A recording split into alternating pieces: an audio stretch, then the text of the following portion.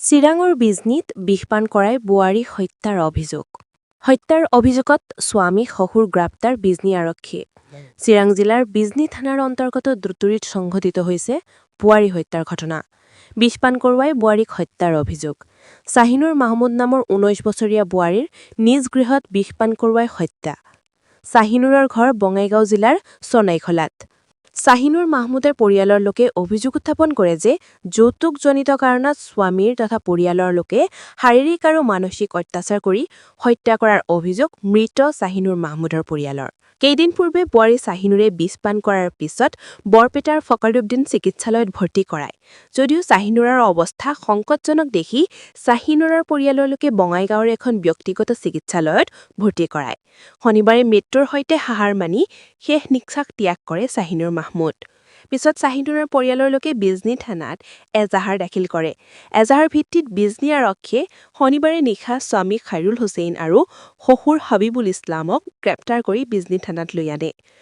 অভিযোগ অনুসৰি শ্বাহিনুৰ মাহমুদৰ শহুৰ ঘৰৰ পৰিয়ালৰ সকলোৱে মিলি হত্যা কৰে এই বোৱাৰীগৰাকীক।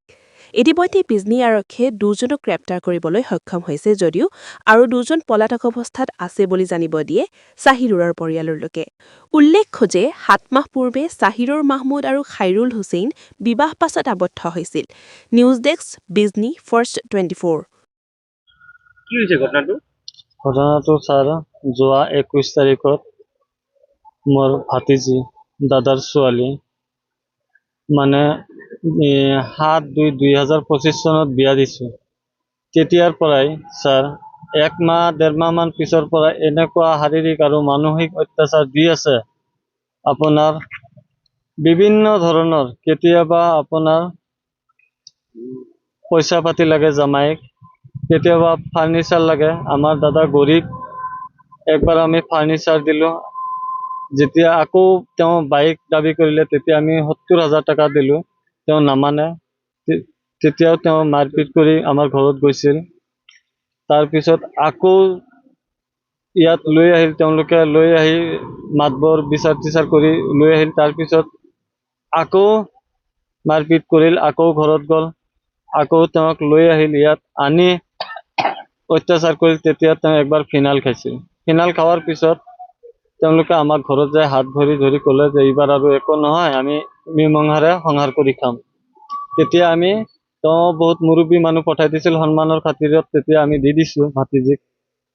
আকৌ আপোনাৰ যোৱা ২১ তাৰিখত ৪ মাহ হ'ল তেওঁ আমাৰ ঘৰত যাই পোৱা নাই। আমাৰ ঘৰত কিবা এটা উৎসৱ আছিল, আমি তেওঁক নিমন্ত্ৰণ জনাইছিলোঁ, কিন্তু তেওঁ নগৈ সেইদিনাই ভাতিজীক নিৰ্মমভাৱে অত্যাচাৰ কৰি বিষপান কৰোৱাৰ কাৰণে বাধ্য কৰাইছিল। আৰু এনেকুৱাই বিষপান কৰিছিল, ঘাঁহ মৰা খাই তেওঁ আজি যোৱা ৰাতি 11:30 মানত তেওঁ স্বাগত হস্পিটেলত ঢুকালে। এইখিনিয়ে বাইদেউ।